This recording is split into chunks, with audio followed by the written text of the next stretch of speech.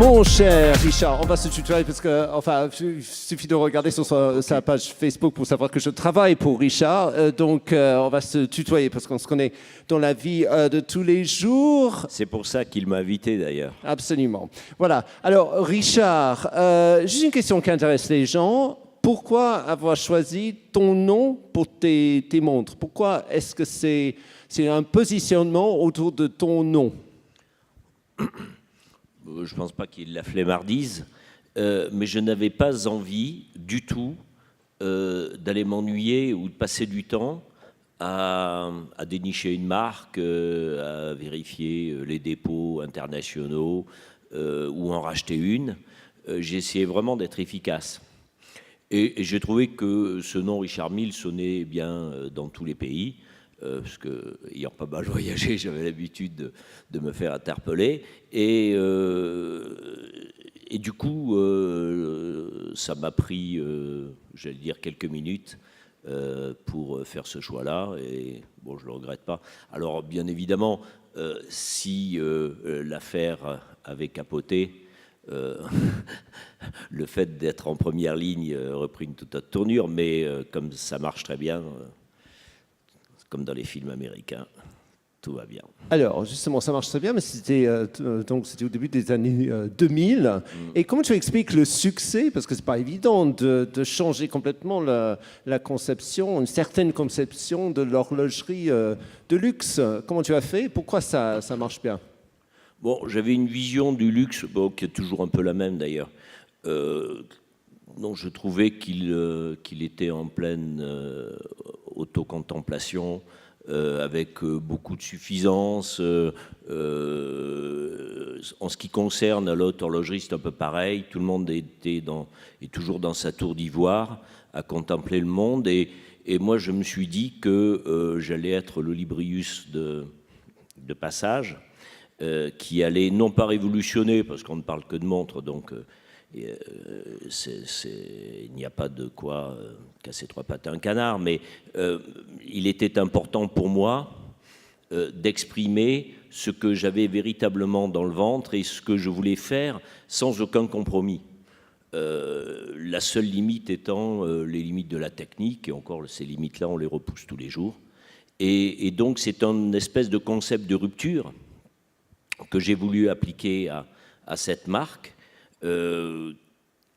en décrétant dès le départ, la haute horlogerie est redondante, sa légitimité, par exemple d'être du 19e, 18e, etc., lui confère une espèce d'oreiller de paresse. Et bien, moi, n'ayant pas le choix, je vais avoir des options extrêmement radicales, plutôt implacables, assez... c'est quoi, c'est technologique? C'est quoi, quand tu dis implacable? C'était aussi bien techniquement qu'esthétiquement. Et en fait, j'ai voulu faire, dans un monde du luxe qui est assez artificiel, où on se contente de principes marketing, de concepts marketing, du style, la notion de valeur perçue, des trucs qui n'ont pas vraiment de sens, j'ai voulu faire un produit qui ait beaucoup, beaucoup de substance. Alors, le peu de temps que j'ai passé, justement, à dénicher une marque, je l'ai passé à développer un produit extrême et dans un positionnement extrêmement haut, puisque ma démarche, qui est une démarche anachronique, contrairement à ce que j'ai fait toute ma vie, parce que j'ai en marketing, contrairement à ce que j'ai fait tout le temps, à savoir faire des études de marché, analyser la concurrence, essayer d'être plus compétitif que la concurrence. Là, j'ai pris la démarche inverse, c'est-à-dire que j'ai décrété que rien n'était trop beau pour ma montre, pour mon produit, et que le coût serait la résultante de mes choix, et non pas une contrainte. Et donc, lorsque j'ai démarré cette marque, bon, j'étais au double du prix de tout ce qui existait dans le marché. D'ailleurs, tout le monde avait parié que j'allais me casser la figure très vite. Et ça marchait tout de suite. Pourquoi? Parce qu'il y avait une promesse produit qui était tenue. Le prix était complètement au marché, puisque j'étais au double de tout ce qui existait dans le marché. Encore aujourd'hui, j'ai un prix public hors taxe qui est de l'ordre de 180 000 euros. Ce qui me place tout à fait au-delà de tout ce qui existe sur le marché. Mais je vais faire 4000 montres cette année. Il y a une demande qui est absolument invraisemblable, que je n'arrive pas à suivre, que je ne veux pas suivre. L'an dernier, je fais 3500 montres, cette année 4000, l'an prochain 4600. Donc un prix moyen public de 180 000 euros, ce qui est assez étonnant. Et la demande explose, et voilà. Donc, ce qui signifie que ce business model était viable. Tu dis la demande explose, ce qui m'a étonné, parce qu'on a été à Taïwan pour l'ouverture de la boutique Richard Mille à Taipei il y a 2 mois. Et j'ai vu, c'est un public complètement, on en parlait ce matin, c'est un public complètement différent. Le jeune, il n'y avait que des jeunes dans ce nouveau ce qui est très amusant, boutique. C'était mon obsession dès le départ. Mon obsession était de dire, bon, la horlogerie, c'est un ghetto, c'est très ennuyeux, le discours est ennuyeux, redondant, plein d'autosatisfaction. Et moi, je veux être ouvert au monde du sport, de l'art, du lifestyle, de la femme. Je dis pas je veux aller dans la rue, mais je veux faire des produits qu'on puisse porter dans toutes les circonstances et toutes les occasions. Donc, quand j'ai démarré, ma clientèle, clairement, c'était des quinquas plus. Aujourd'hui, j'ai des clients qui ont 16-18 ans. Et toutes les études démontrent que la marque aujourd'hui qui fait le plus rêver les jeunes en horlogerie, c'est Mille. Ce qui est assez étonnant parce que à l'époque des montres connectées, on pouvait imaginer que ce serait de loin ce qui fait rêver les jeunes. Eh bien non. Donc aujourd'hui, c'est la marque qui est vraiment très très demandée chez les jeunes. Et ça, pour moi, c'est certainement la plus belle des satisfactions. Donc je couvre un spectre extrêmement complet en matière de classe d'âge. D'où vient cette obsession de toujours chercher technologiquement du nouveau? Le graphène, par exemple, c'est assez intéressant parce que c'est la même matière qui est utilisée dans les voitures de Formule 1. Donc tu cherches les choses compliquées. Quand il y a la montre de Nadal, par exemple, qui résiste tout le temps à la force G invraisemblable de Rafael Nadal. Et quelle est l'importance pour toi de chercher la complication ou l'extrême technologique? Bon, d'abord, j'aime la technique. Donc, je suis un fou amoureux de la technique. Je ne suis pas du tout technicien, mais j'ai une approche extrêmement complète et précise de la technique. Donc, j'adore la technique. J'ai un très bon discours avec mes ingénieurs, mes développeurs, etc. Donc, mes concepts sont toujours assorti d'une technique poussée à l'extrême.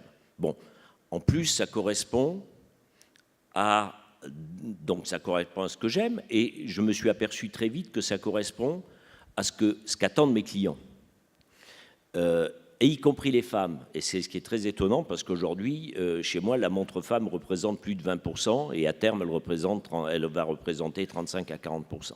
Donc on est sur un discours qui est très technique. Et en définitive, je me suis aperçu que cette légitimité que je n'avais pas au départ, parce que je ne suis pas horloger de formation, j'ai fait des études marketing commercial, donc ça n'a rien à voir, mais cet amour pour la technique m'avait conféré une vraie légitimité, avec un discours très vrai, un discours très authentique, et qui, je pense, correspond à ce qu'attendent aujourd'hui les gens du luxe, où tout le monde le sait, le bolduc ou le packaging est plus important que le reste. Et bien moi, j'ai voulu montrer qu'une marque qui sortait de nulle part pouvait devenir un succès planétaire avec un travail foncier sur des produits, comme je l'ai dit tout à l'heure, très aboutis, extrêmement sophistiqués. Et ce qui m'intéresse aussi beaucoup, c'est le fait de pouvoir jumeler 2 mondes qui sont le monde de l'extrême complexité, donc a priori de la fragilité, et le fait d'avoir un produit lifestyle qui